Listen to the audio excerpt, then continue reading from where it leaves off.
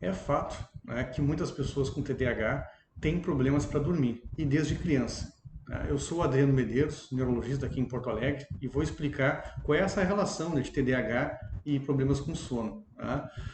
Todo mundo sabe, né, que ter uma boa rotina de sono é essencial para manejar os sintomas do TDAH, para a pessoa melhorar. Né? Só que muitas vezes só a higiene do sono não é suficiente. Além de já ser um desafio para pessoas com TDAH seguir a higiene do sono, mas é essencial, pode não ser o suficiente, porque as pessoas podem ter algum distúrbio primário do sono, ou seja, tem uma doença específica do sono, né, que não deixa ela dormir direito, ou faz com que o sono não seja reparador. Entre elas, né, que estão mais associadas com pessoas com TDAH, é a síndrome das pernas inquietas, né, a apneia do sono, o relógio biológico atrasado e a insônia. Falando um pouquinho sobre essas, né, a síndrome das pernas inquietas, por exemplo, não tem nada a ver com aquela coisa de ficar mexendo as pernas sem parar, tá, durante o dia.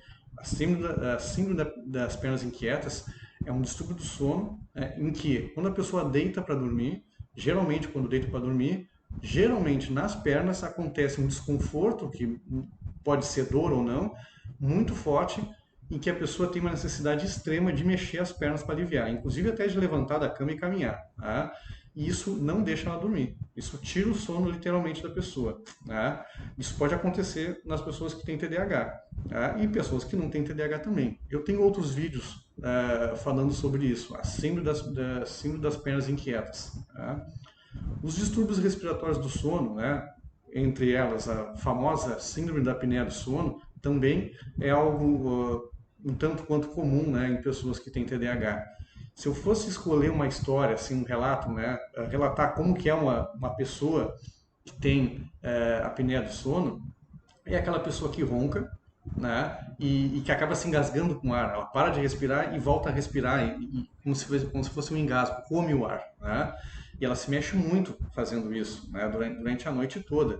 E ela acredita que dormiu o tempo todo, mas não. Cada vez que acontece isso, ela na verdade tem um micro despertar. Faz com que o sono dela fosse interrompido o tempo todo. E aí não recarrega a bateria. Né? Só para ter ideia, pode acontecer esses micro despertares, né, essas apneias, elas podem acontecer várias vezes, né, até 10, 20, até 30, até mais vezes que isso em uma hora só do sono. E vamos supor que a pessoa achou que dormiu as 8 horas do sono, na verdade ela não dormiu tudo isso. Imagina, se ela fica 20 vezes ela acorda e não percebe em uma hora, né? É só fazer as contas. E essa pessoa que tem essa apneia do sono, ela fica mais sonolenta, ela fica mais desatenta, ela fica mais irritada, fica mais impulsiva, fica sem energia, com muita fadiga, né? Então, conhece alguém com TDAH que tem esses sintomas? Pois é, né? E tem também os distúrbios do ritmo circadiano do sono. Né? Um exemplo deles é o atraso da fase de sono, em que é aquela pessoa que ela precisa ir dormir mais tarde e acordar mais tarde. Ela vai, por exemplo, vai dormir às 2 da manhã e acorda, dorme a noite toda e acorda espontaneamente muito bem, né, com um sono reparador, com a pilha recarregada, lá pelas 10 da manhã. Né? E toca o resto do dia tranquilo. Então, essa pessoa pode ter o que a gente chama de atraso de fase do sono. A gente tem formas de regular isso, né? Tem formas de regular esse relógio biológico. Usar a melatonina, por exemplo, é um deles, mas tem que saber usar muito bem usado. Né? Não é tomar melatonina na hora de deitar ou para induzir o sono. É muito diferente disso. Tá? Também dá para fazer a pessoa adaptar a sua rotina do dia a dia, a sua rotina de trabalho. Né?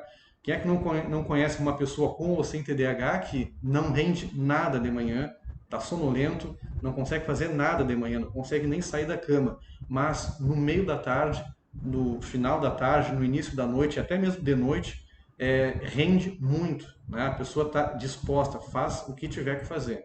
Tá? Pode ser o atraso de fase de sono, que também é relativamente comum em pessoas com TDAH. E aí a higiene do sono não vai adiantar, porque é dormir às 10 horas, mas o relógio biológico está dizendo que é para dormir às 2, 3, 4 horas da manhã. Tá? Outro distúrbio muito famoso, né, é a insônia, né? É muito presente em pacientes com TDAH. Mas a insônia não é um diagnóstico, não é uma doença. né? É um sintoma, né? A insônia simplesmente é quando a pessoa não consegue dormir naquele horário que tem uma oportunidade para isso, oportunidade de local, oportunidade de silêncio, oportunidade de horário para dormir. A pessoa não consegue. Então a gente tem que saber qual é a causa. E muitas vezes a causa da insônia na pessoa com TDAH é pura e simplesmente a hiperatividade mental. Os pensamentos que ficam pipocando na cabeça não fazem dela, não deixam ela dormir, né? A pessoa fica muito ativa, né? Então a gente tem que criar estratégias, sejam medicamentosas ou não, para que a hiperatividade mental, a impulsividade, ela seja reduzida durante a noite, que aí a pessoa vai ter uma boa noite de sono. Né?